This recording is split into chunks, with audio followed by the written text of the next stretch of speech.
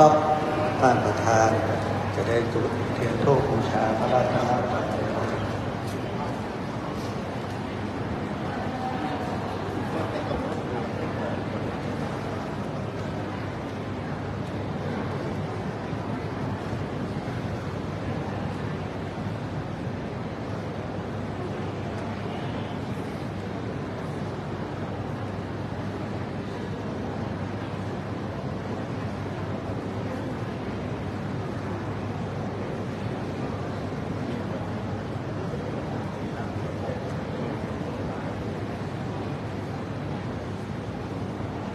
โอกาสนี้ขอเรียนเชิญท่านนายกรัฐมนตรีได้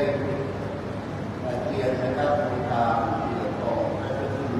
พระสิทธิ์ที่เครื่องหน้าที่ด้วยนะครับขอเรียนเชิญท่านได้ขอบคุณ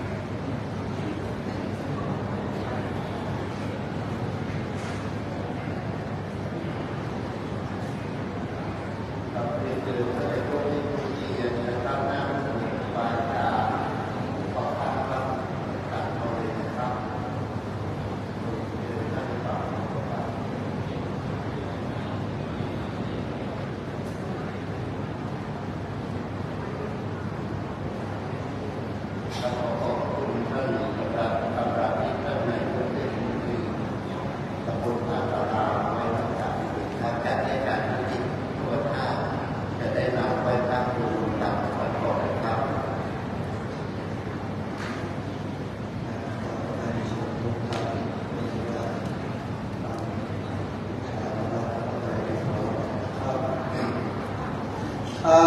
ระหังสัมมาสัมพุทโธภะคะวาพุทธังภะวันตังอะภิวาเทมิสวากขาโตภะคะวะตาธัมโม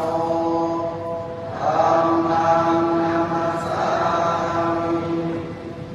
สุปฏิปันโนภะคะวะโตสาวกสังโฆสังฆังนามามิ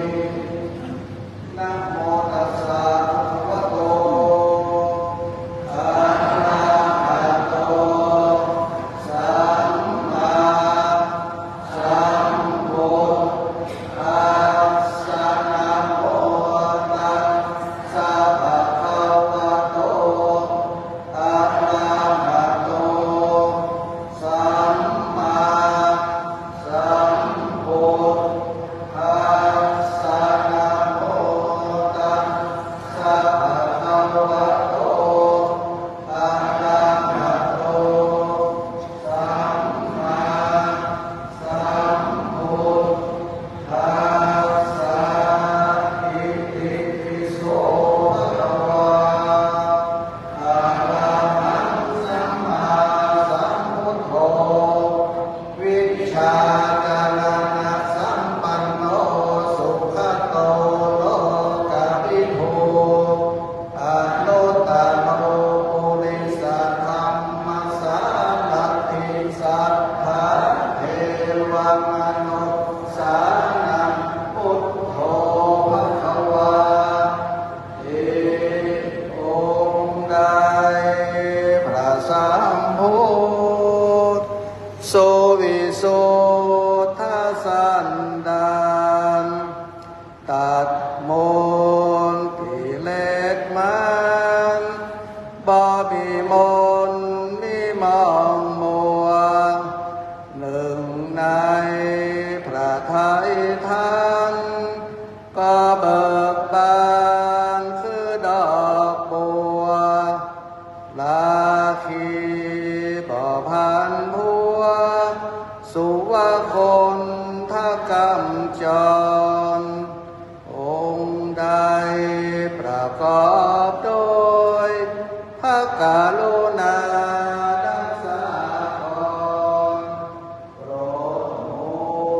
ประชากรมาลาโอ